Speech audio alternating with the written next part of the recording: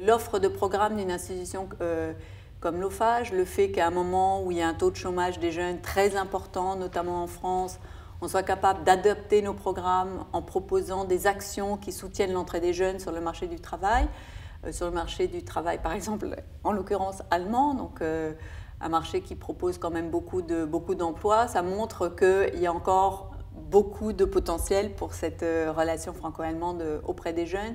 Et ça, je crois, peut-être, ça n'a jamais eu autant de signification aujourd'hui en pleine crise européenne, parce qu'on voit bien que pour que l'Europe fonctionne, il faut qu'il y ait un moteur qui joue son rôle, qui soit une force d'entraînement. Et pour mettre de l'essence dans ce moteur, il faut aussi des acteurs qui soient à l'aise dans la culture des deux pays, qui soient capables de travailler ensemble. Donc, si vous voulez, aujourd'hui, on n'est plus dans un objectif de réconciliation, et c'est d'ailleurs une très bonne chose. Ça rend peut-être la relation un peu banale, mais je crois que ce résultat de banalité, c'est finalement assez exceptionnel. Il ne faut jamais l'oublier.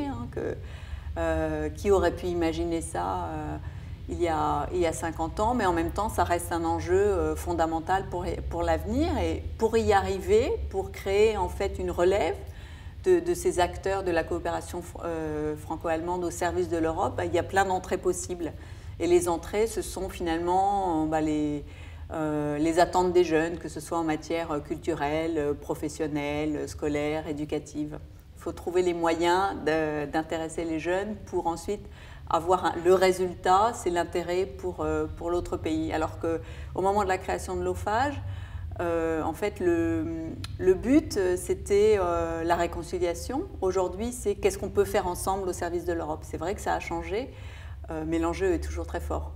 En fait, ce qu'on propose concrètement, c'est mettre les jeunes en situation pour qu'ils puissent en fait pratiquer le français, même s'ils ne le connaissent que très peu, mais l'idée c'est de les mettre en situation pour débloquer un certain nombre d'inhibitions, pour qu'ils se rendent compte que finalement ce n'est pas si difficile que ça, et qu'ils aient aussi du plaisir à s'exprimer dans cette langue. Donc ce qui me vient, par exemple, je pense un des plus beaux projets que nous ayons, c'est dans le cadre du Festival de Cannes, en fait d'inviter des classes allemandes dans une sélection parallèle du festival qui s'appelle la Semaine de la critique.